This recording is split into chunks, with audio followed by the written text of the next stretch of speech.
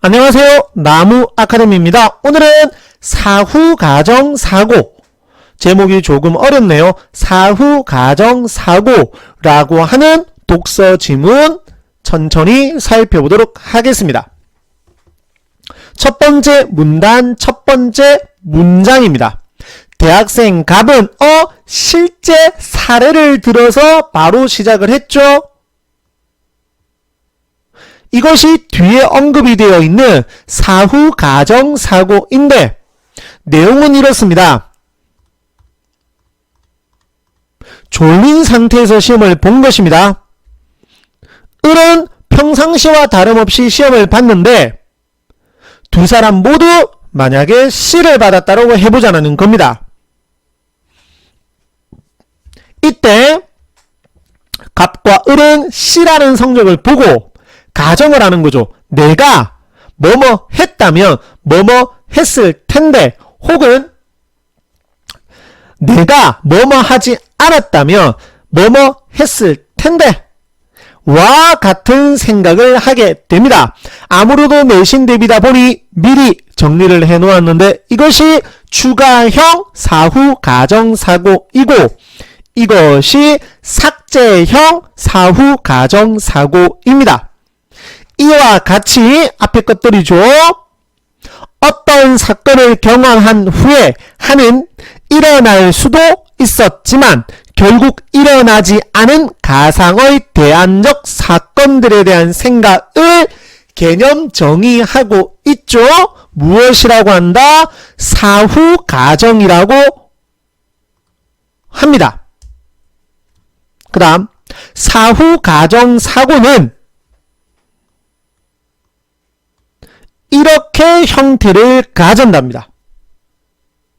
그래서 조건 부분과 결과 부분으로 가진다라는 거죠.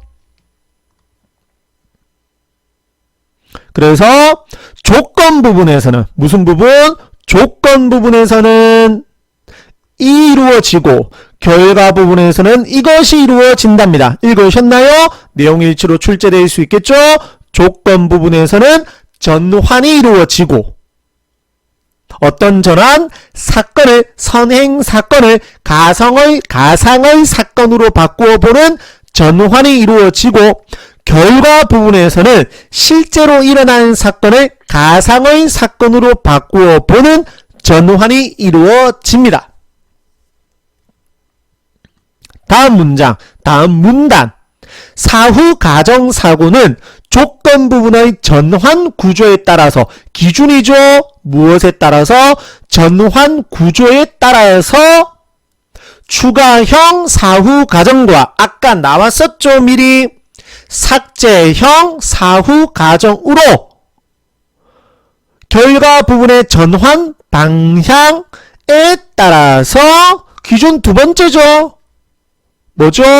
결과 부분의 전환 방향이죠. 그러면 조건 부분의 전환 구조와 결과 부분의 전환 구조의 전환 방향에 따라서 나뉘어지는 것입니다. 그래서 조건 부분의 전환 구조에 따라서 추가형 사후가정, 삭제형 사후가정 이렇게 둘로 나뉘어지고 결과 부분의 전환 방향에 따라서 첫 번째 상향적 사후가정, 두 번째 하향적 사후가정 이렇게 분류가 됩니다.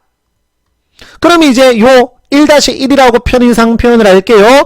1-1 설명이 나와 있고 1-2 설명이 나와 있고 됐습니까?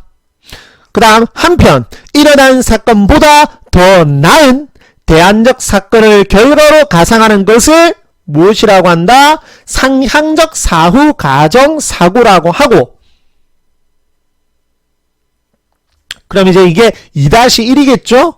그럼 이제 2-2 나와야 되겠죠? 더 나쁜 대안적 사건을 결과로 가상하는 것을 하향적 사후가정이라고 한다. 2-2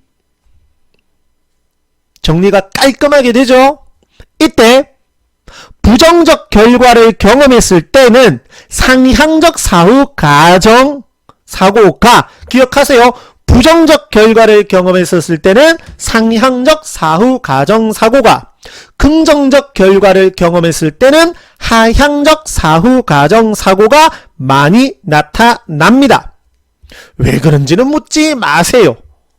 이렇게 이 문단 내용을 정리할 수 있었습니다. 3문단. 사후 가정 사고를 유발하는 요인에는, 그러면 앞에서 나왔었던 그 1-1, 1-2, 2-1, 2-2와 관련된 내용을 전부 다 계속 이야기를 하는 거고, 여기서는 요인입니다. 동기와 선행 사건의 변화 가능성이 있다. 유발 요인에는 몇 가지가 있다? 두 가지가 있다. 첫 번째 동기, 두 번째 선행 사건의 변화 가능성. 그러면 그 중에 첫 번째 동기는 사후 가정 사고의 결과 부분에 영향을 미치는데, 동기와 관련되는 세부 요인은 뭐하다? 다양하다. 선행 사건의 결과에 대해 기대하는 바가 많을수록 클수록, 그리고 사건의 결과가 원하는 바가 충족되지 않은 부정적 경우였을수록, 됐습니까? 됐나요? 사후 가정 사고를 유발하는 동기가 커지는 것입니다. 이 두 가지 경우에 또 있네요. 사건의 결과에 대해 당사자가 개입한 정도가 컸을 때 또 있네요. 대안적 사건의 근접성이 높을 때, 그러면 전부 다 원인이 나열되었죠. 열거되었죠. 이 네 가지 내용에 대해서 정확하게 독해해 두시고, 네 가지가 아니죠. 5가지죠. 밑에 하나 더 나와 있죠. 그리고 이것들이 전부 다 어디에 해당이 된다? 동기에 해당이 된다라는 것까지. 됐습니까? 다음. 두 번째 요인 가야 되겠죠. 뭐였죠? 선행 사건의 변화 가능성입니다. 그래서 선행 사건이 정상적이고 일상적인 경우보다 평상시와 다른 예외적인 사건, 즉 비정상적이고 비일상적인 사건의 경우 조건 부분이 더 쉽게 전환된답니다. 따라서 이 경우에, 앞에서 말한 이 경우에, 비정상적이고 비일상적인 경우에 가정사고가 더 쉽게 유발이 됩니다. 그러면 아까 사후 가정사고가 이거였죠. 상향적, 하향적이었죠.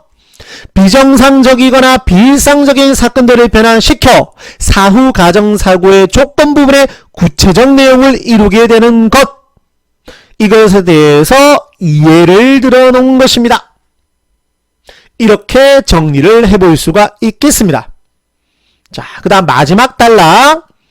이러한 사후 가정 사고는 어디에? 정서적 반응에 변화를 유발한답니다.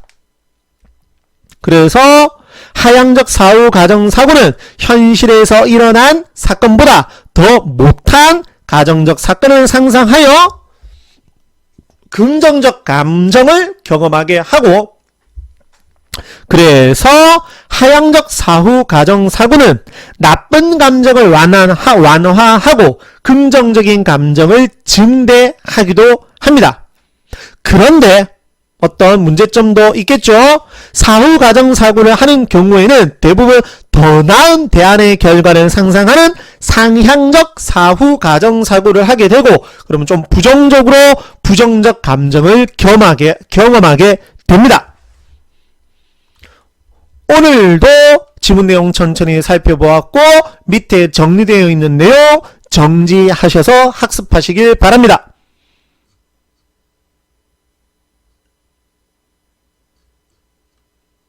됐습니까? 밑에도 마찬가지. 아닙니다. 죄송합니다. 말실수를 했네요. 오늘도 영상이 학생 여러분께 많은 도움이 되었으면 좋겠습니다. 감사합니다.